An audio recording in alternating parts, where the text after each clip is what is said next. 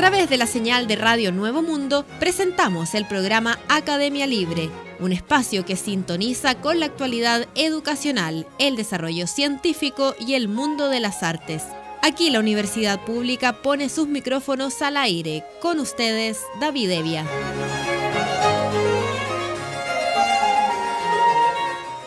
Vaya nuestro saludo a todos los auditores de Radio Nuevo Mundo que a esta hora sintonizan la emisión de Academia Libre, donde la educación, las ciencias y las artes confluyen para hacer de la creación de conocimiento un espacio público. Me acompañan Francisca Baitía y Cristian Castro. Hablamos sobre educación en Academia Libre. Bajo el lema "La educación es el tema", el Ministerio de Educación convoca a la ciudadanía a participar del Congreso Pedagógico y Curricular, un proceso que busca promover el diálogo en las comunidades educativas y la ciudadanía en general para identificar los principales acuerdos sobre la educación que queremos y necesitamos como país, en el marco de la reactivación educativa y los desafíos del mundo actual. La reactivación educativa hace urgente y necesario que reflexionemos y dialoguemos sobre el sentido de la educación en Chile actual y sobre cómo estamos preparando hoy a los estudiantes para los desafíos del futuro, dice el ministro de la cartera, Marco Antonio Ávila, quien señala que por este motivo, desde el Ministerio de Educación, estamos haciendo una invitación muy importante a todas las comunidades educativas del país, docentes, directivos, trabajadores de la educación, estudiantes, padres, madres y apoderados, a ser parte del Congreso Pedagógico y Curricular, un proceso amplio y participativo para hablar sobre currículum, pedagogía y educación, porque hoy la educación es y debe ser el tema, afirma el secretario de Estado.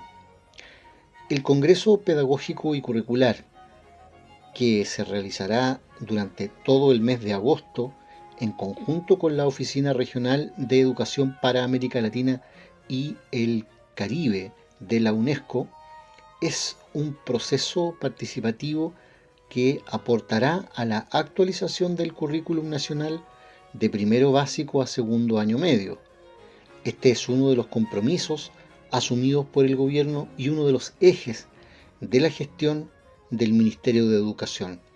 Por esta razón, y a modo de recoger las inquietudes y sugerencias de las comunidades educativas y de la ciudadanía, se entiende como un proceso abierto, transparente y participativo para que todos puedan ser parte de esta necesaria y urgente conversación. Para su desarrollo, se han incorporado diferentes temas a discutir, los que abordan qué aprender para dialogar sobre el currículum nacional, cómo aprender para reflexionar sobre pedagogía y cuándo y dónde aprender para conversar sobre ambientes para el aprendizaje. El Congreso contempla 3 formas de participación que se encuentran detalladas en el sitio congresopedagógico.mineduc.cl. Los encuentros de comunidades educativas, donde se realizarán grupos de diálogo junto a estudiantes, docentes, asistentes de la educación, apoderados, directivos, sostenedores y toda la comunidad educativa en general. Este proceso contempla los niveles desde prekinder hasta cuarto año medio, cuyo desarrollo será apoyado con guías metodológicas de acuerdo a cada segmento, las que serán enviadas desde el Mineduc y se dispondrán en el sitio web. Estos encuentros comenzaron ya este 1 de agosto y se extienden hasta el día 31 del mismo mes. Los encuentros de la sociedad civil, donde se espera que diversas organizaciones o grupos de personas interesadas puedan dialogar y dar a conocer su opinión. Durante el mes de agosto, el Mineduc convocará a organizaciones de la sociedad civil que aportan al desarrollo de la educación, como facultades de educación, centros de estudiantes de pedagogía, centros de investigación, sector productivo, organizaciones de sectores de trabajadores de la educación, entre otros. Asimismo, toda organización que desee participar podrá gestionar un encuentro y luego informar lo conversado mediante los formularios que estarán disponibles en el sitio del Congreso. Una consulta online también estará disponible durante el mes de agosto para quienes decidan participar de manera individual respondiendo un formulario en la página congresopedagógico.mineduc.cl, donde podrán encontrar todos los insumos para participar. Una vez que el Mineduc tenga los resultados de este proceso participativo y en conjunto con otras evidencias técnicas, se desarrollará una propuesta de currículum actualizado. Probablemente se va a realizar una consulta pública para que la ciudadanía pueda retroalimentarla y ser presentada finalmente al Consejo Nacional de Educación, organismo autónomo que tiene entre sus atribuciones la de revisar, aprobar y observar la propuesta curricular construida por el Ministerio de Educación. La subsecretaria de la cartera, Alejandra Arratia, explicó que este es un proceso muy importante para el país, que nos lleva a la conversación respecto a los sentidos y propósitos formativos de la educación. A 10 años de la entrada en vigencia del actual currículum y a la luz de lo que hemos vivido en estos años de pandemia, resulta fundamental promover un diálogo amplio que involucre a todos los actores para retroalimentar la actualización de las definiciones curriculares de nuestro país, teniendo siempre presente el principio de equidad que la sustenta. La invitación es a generar diálogos respetuosos y fructíferos que incluyan a una diversidad de actores y miradas de nuestra sociedad. Si bien existirán acuerdos y desacuerdos, como en todo diálogo, el resultado de este proceso, dicen los convocantes, sin duda contribuirá a fortalecer la democracia y la educación del país.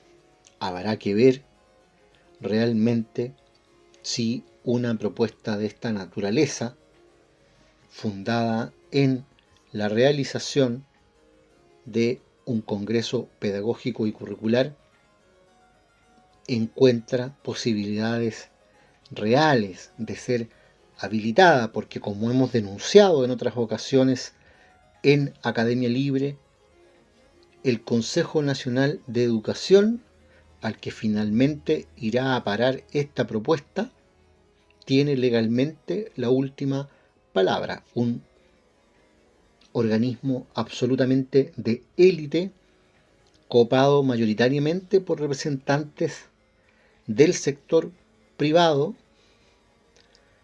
y de universidades del Opus Dei. Ese es el concepto de democracia en este país.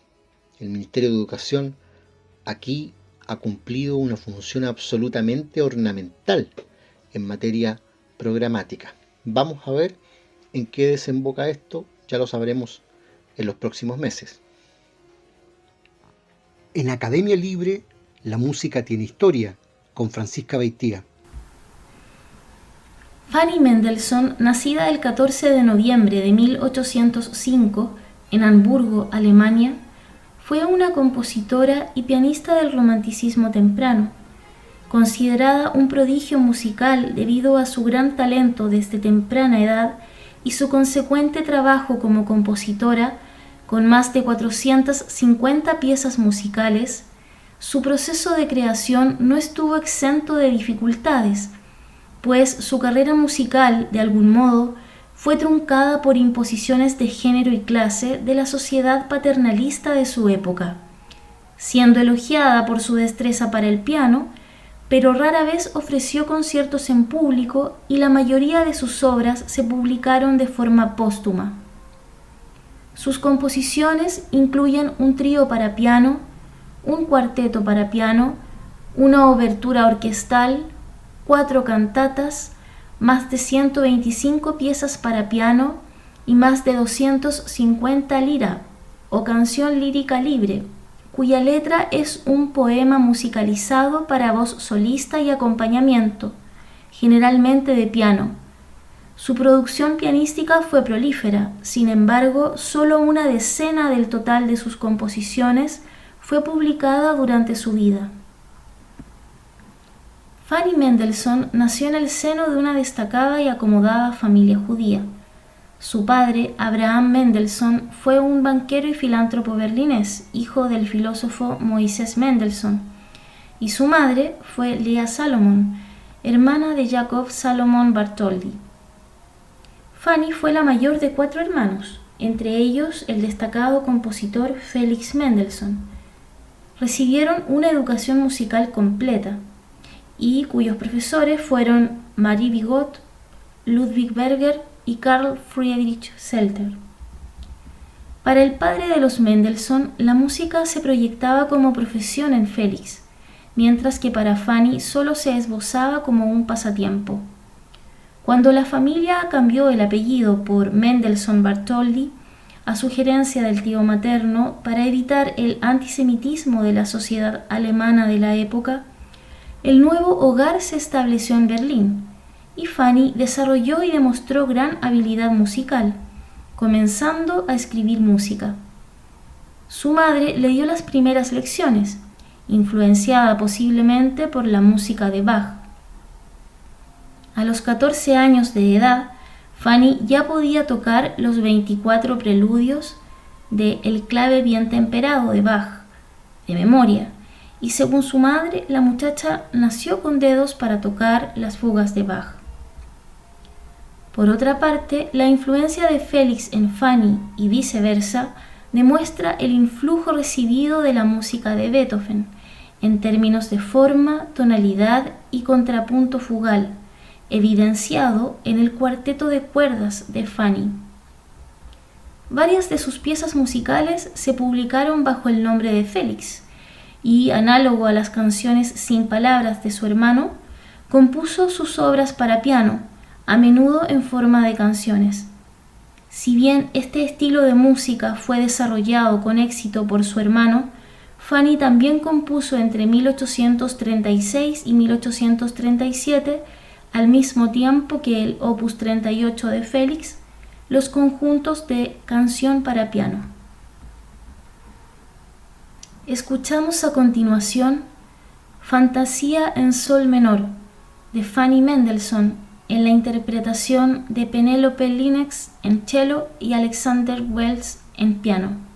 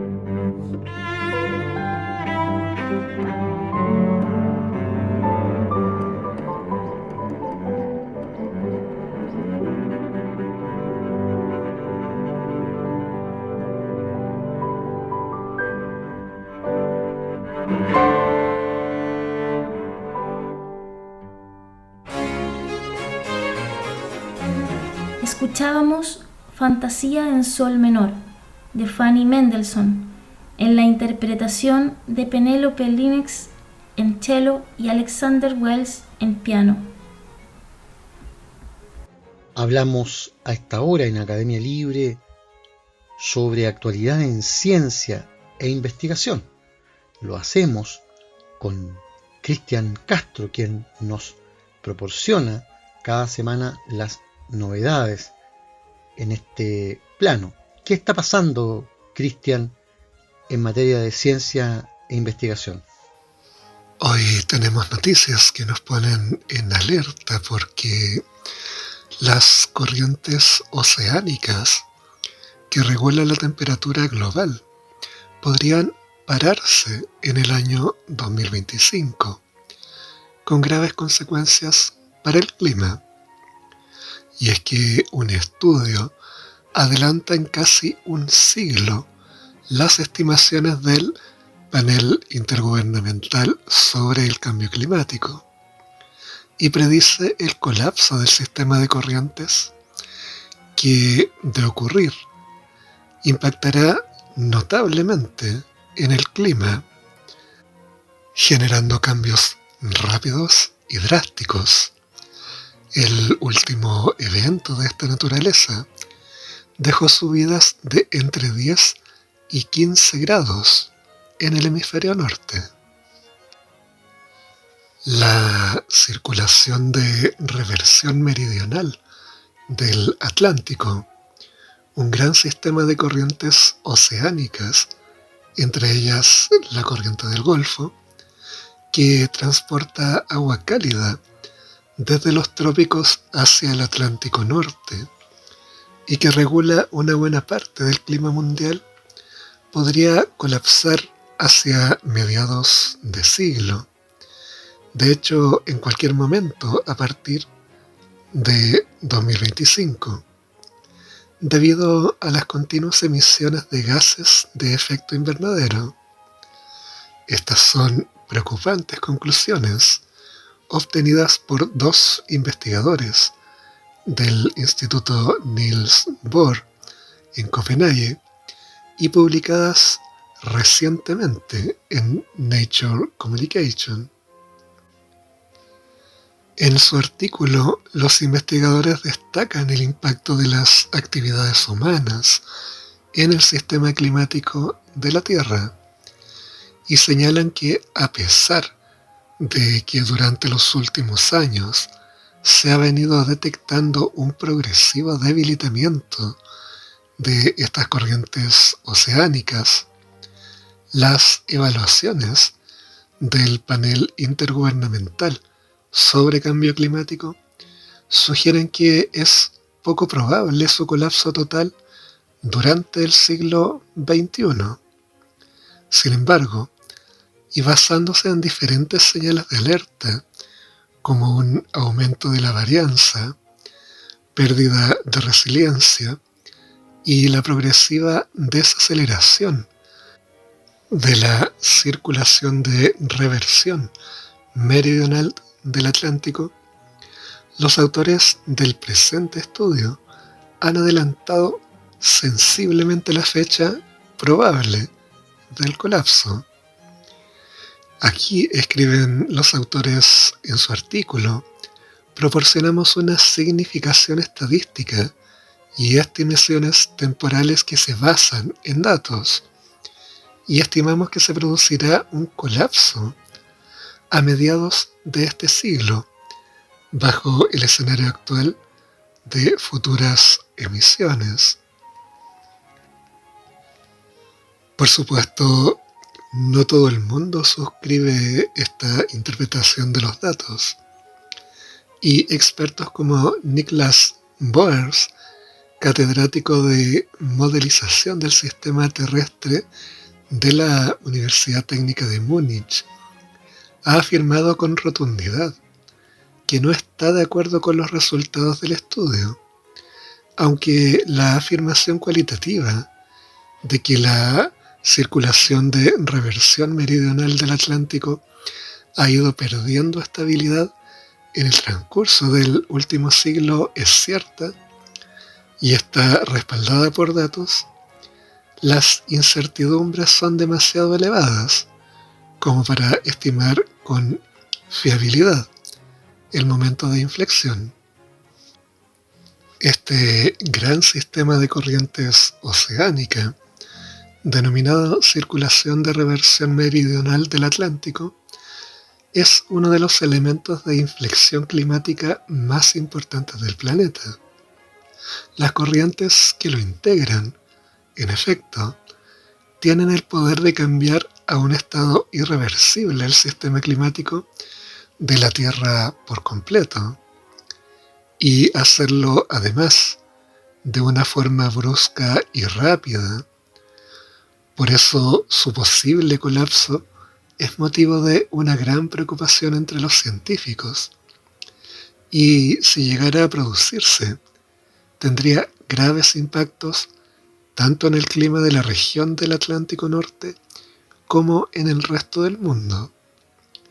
Recientes estudios paleoclimáticos indican que algunas de las fluctuaciones climáticas más fuertes y abruptas del pasado, como los llamados eventos Dansgaard-Oeschger, durante el último periodo glacial hace unos 12.000 años, fueron causados por el colapso y posterior recuperación de este gran sistema de corrientes oceánicas.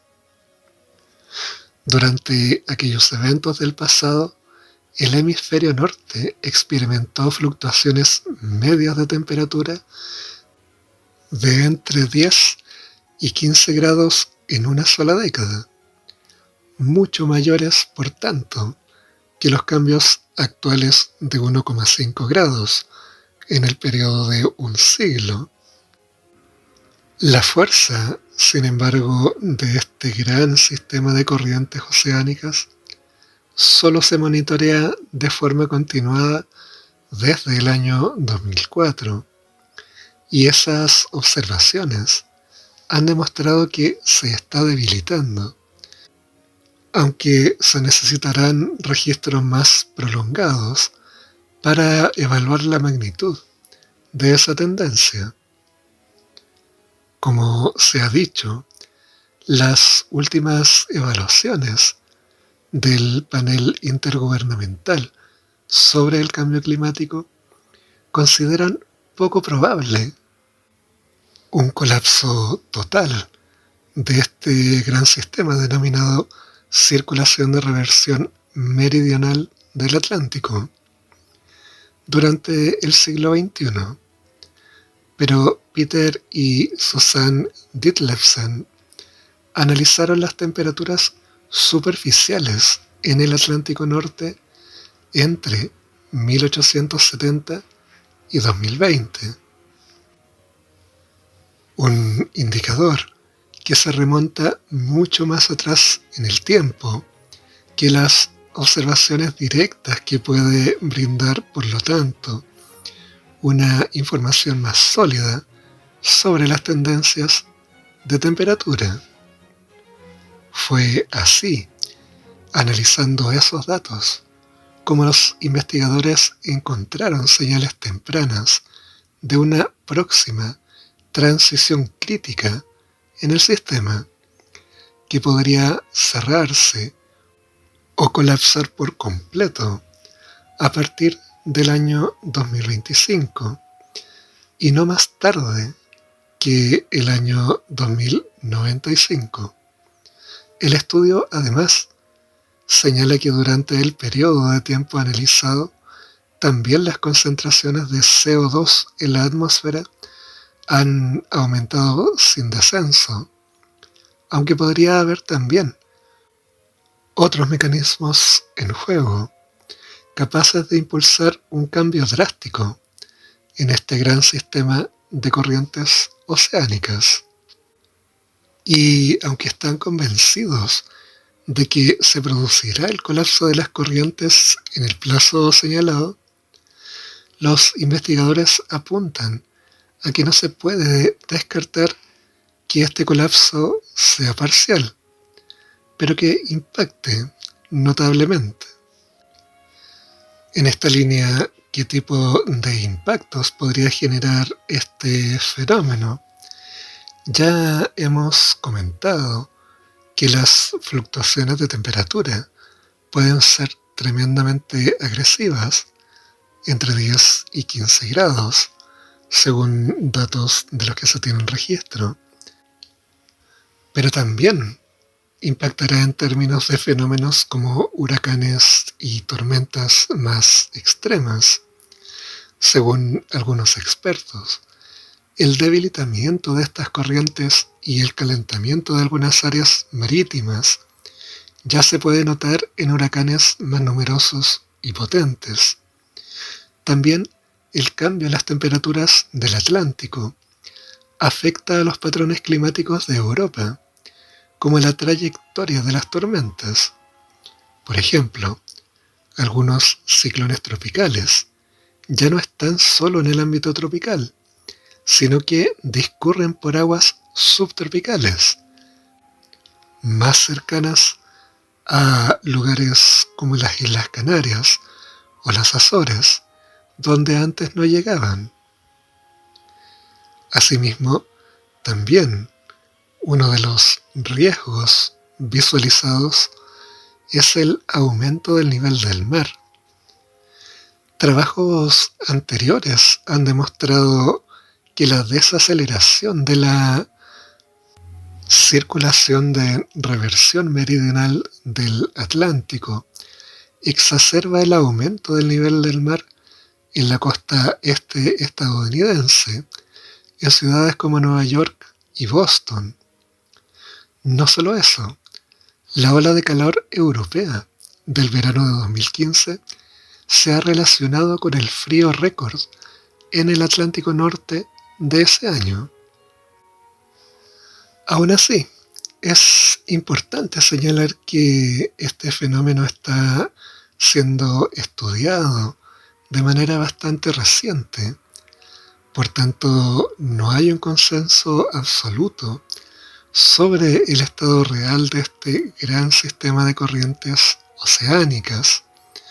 Tampoco hay consenso respecto a cuál será su futuro, sobre todo por su reciente monitorización completa. Hablábamos anteriormente del año 2004, que en tiempo geológico es demasiado reciente. Además, hay que tener en consideración los profundos y complejos mecanismos que los científicos aún no logran comprender del todo en las dinámicas oceánicas. Sin embargo, no deja de encender una señal de alerta el que numerosos datos de forma indirecta, como las olas de calor, la aparición de corrientes frías en el Atlántico, por ejemplo, que han marcado un récord, y el aumento del nivel del mar en algunas zonas, estén dando cuenta de que están pasando cosas a nivel oceánico y que los impactos a gran envergadura deberán ser analizados cuidadosamente, puesto que de confirmarse la hipótesis del colapso del gran sistema frontal de corrientes oceánicas del Atlántico, los impactos en la vida social alrededor de todo el mundo serían derechamente devastadores. Muchas gracias, Cristian, por ese reporte que nos deja al día en ciencia e investigación. Vamos a la música con Francisca Beitía. Los intelectuales y músicos que visitaban la casa de los Mendelssohn-Bartholdy quedaban impresionados por ambos hermanos. Por ejemplo, para Zelter, Fanny tenía realmente un talento especial, lo cual respondía a la sólida cultura entregada por su medio y tradición familiar de gran rigurosidad y disciplina. El amor por la música sería el vínculo principal de Fanny y Félix. Fanny tocaba sus obras junto a las de su hermano en la casa de Berlín en una serie de conciertos dominicales, que primero fueron organizados por su padre y luego continuó la propia Fanny. Hacia 1826, los hermanos acordaron que Félix publicaría bajo su nombre algunas canciones de ella, 3 en la colección Opus 8 y 3 más en su Opus 9. La correspondencia musical entre ambos evidenció la confianza del vínculo en cuanto a su creación, pues Félix reelaboró piezas basándose exclusivamente por las sugerencias que Fanny hizo, apodándola Minerva, en honor a la diosa romana de la sabiduría. Hacia 1829, Fanny se casó con el artista Wilhelm Hensel, quien la apoyó como compositora en favor de que publicara sus obras. En su primera visita al sur de Europa junto a Hensel, se nutrió de inspiración al conocer jóvenes músicos franceses como Charles Gounod. Su amistad con Claudel también la animó a componer más, considerándolo un excelente consejero para la escritura. En 1830 apareció la primera reseña pública como compositora en la revista londinense The Harmonicon, elogiando varias de sus canciones. Su debut en público se produjo en 1838, cuando tocó el concierto para piano número 1 de su hermano. La obra de Fanny después de su matrimonio fue en pequeña escala, canciones y piezas para piano.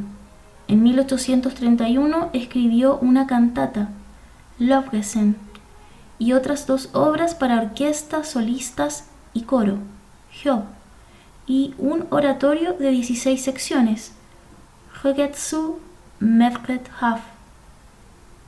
En 1841 compuso un ciclo de piezas para piano que representan los meses del año, Das Jahr. En 1846, tras un acercamiento de 2 editoriales de Berlín y sin consultar a Felix, decidió publicar una colección de sus canciones, como su opus 1, bajo su apellido de casada, Fanny Hensel.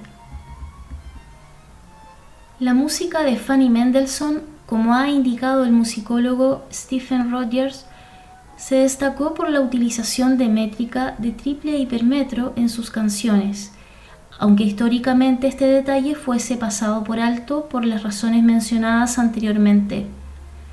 Dicha característica fue usada por la autora para alterar la velocidad de las voces en la canción y para reflejar las emociones mediante la distorsión de las normas dobles.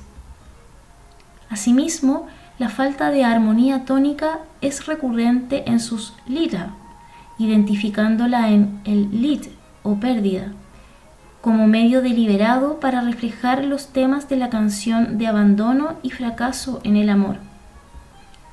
Otro elemento común de su estilo es el figuralismo, un método para enfatizar la emoción en el texto de la canción, subordinando la música al texto, creando una serie de figuras, melódicas, rítmicas, polifónicas, texturales, etc., y acentuando el sentido del texto a un nivel sonoro y musical. También usó la forma estrófica duplicando la línea de la voz y empleó cada vez más formas compuestas para responder a elementos del texto poético.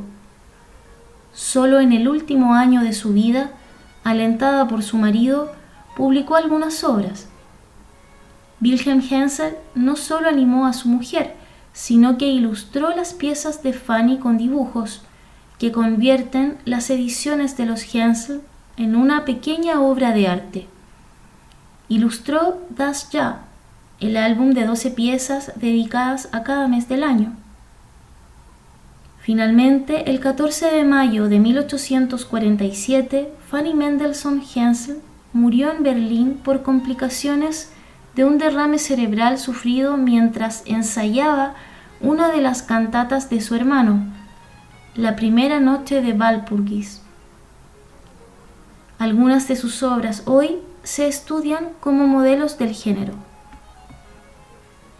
Escuchamos a continuación las piezas musicales Agosto y Septiembre de la obra Das Jahr de la compositora Fanny Mendelssohn.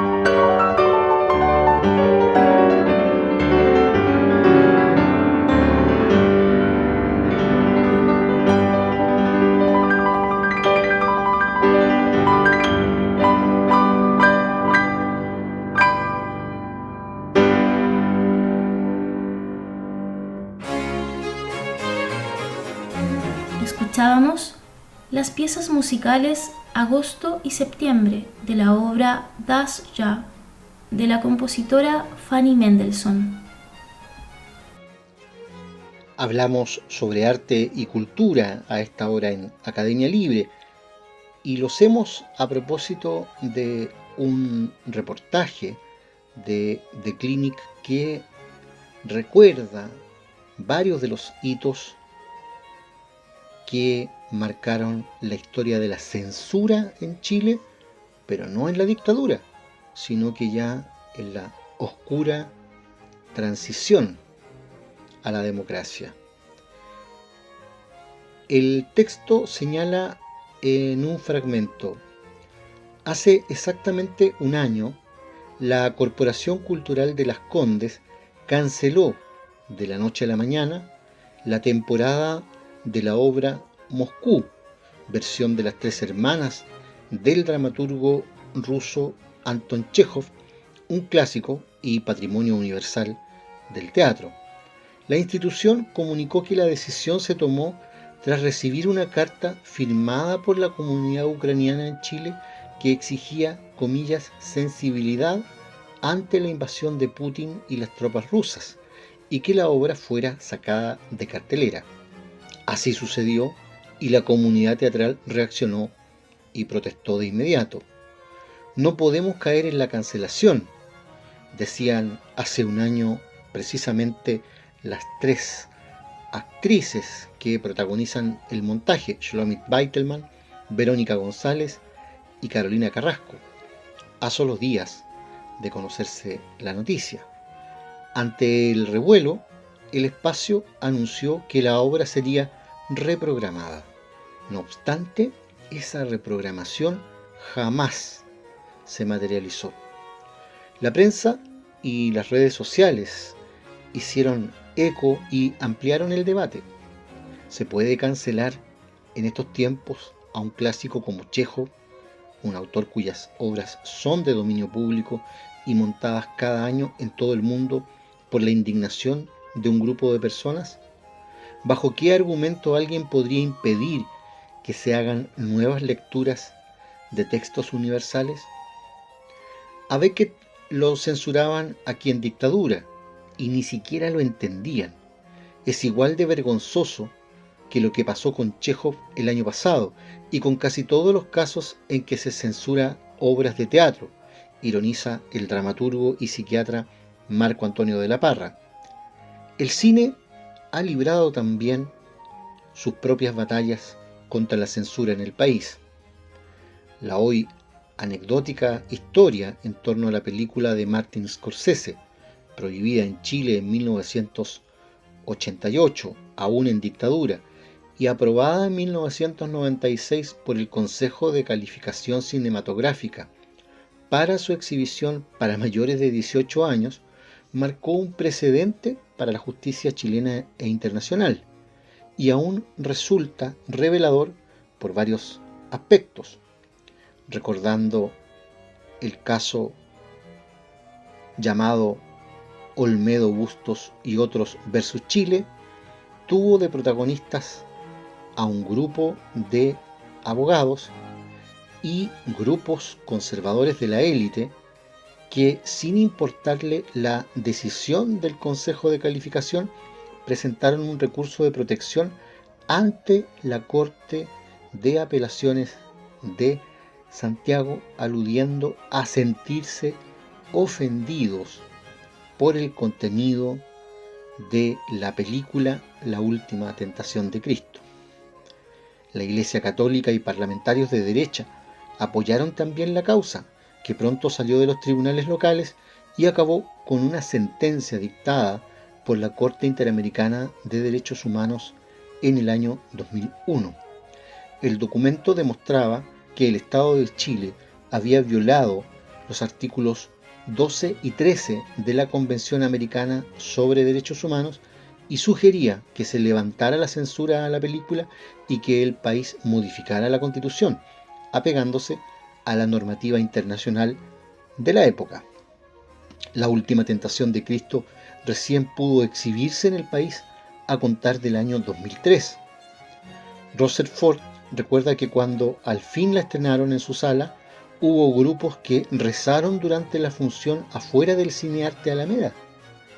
En los 35 años que llevo en la gestión cultural me ha tocado presenciar muchos casos de ese tipo, casos vergonzosos en los que ha pesado más la indignación de ciertas personas por sobre la creación.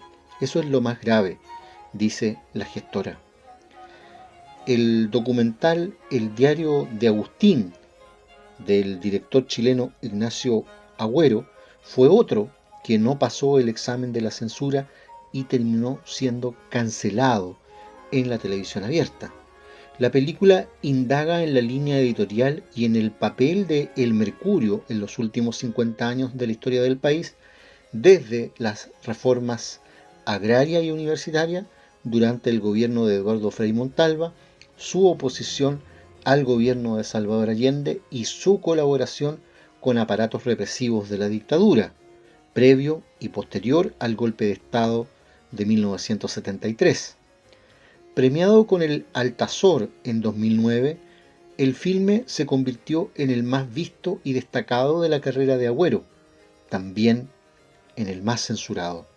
Un año después de su estreno, la Universidad Católica, sede y auspiciadora del Festival Internacional de Documentales de Santiago FIDOX, presionó a la organización para que reemplazaran la película que abría el evento. La televisión también le hizo el quite.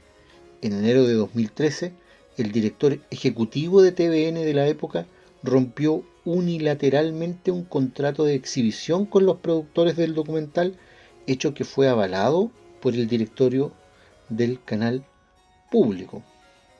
La censura no fue de Televisión Nacional, no fue de la institución, fue del director de la época, Daniel Fernández, militante PPD, que para peor negó que fuera él, y se debe al miedo que este tipo de personas le tenían a Agustín Edwards, pero más preciso es decir, el miedo a no poder seguir escalando en su plan personal de enriquecimiento, dice el propio Agüero.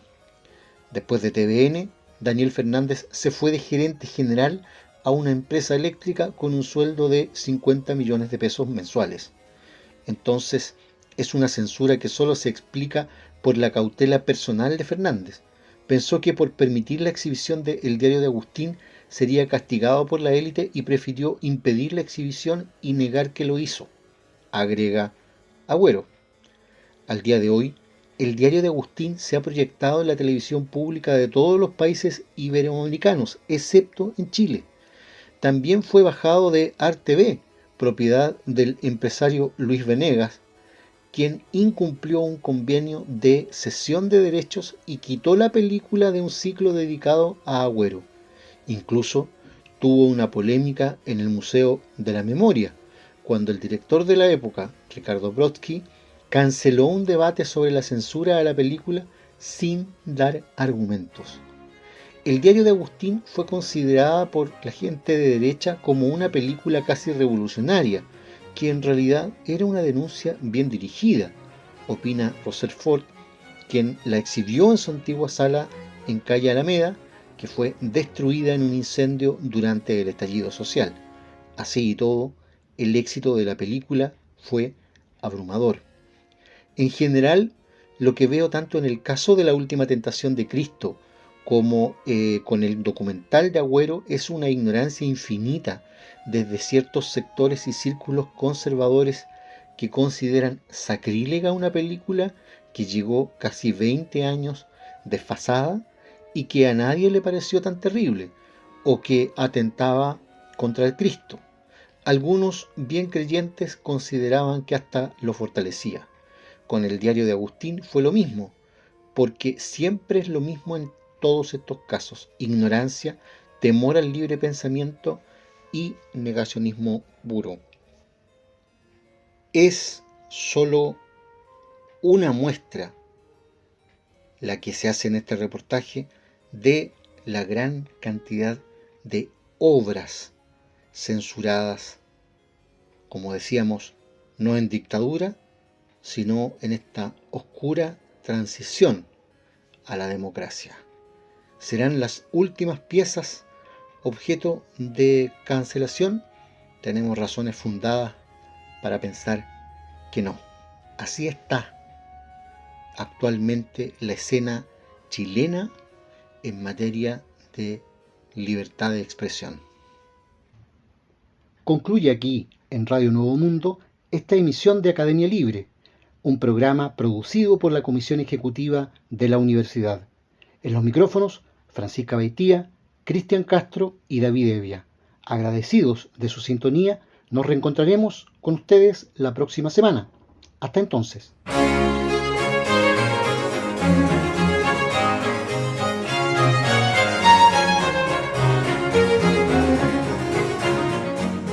Concluye aquí este capítulo de Academia Libre, un programa que aporta miradas críticas a la construcción de la sociedad. Hasta una próxima oportunidad.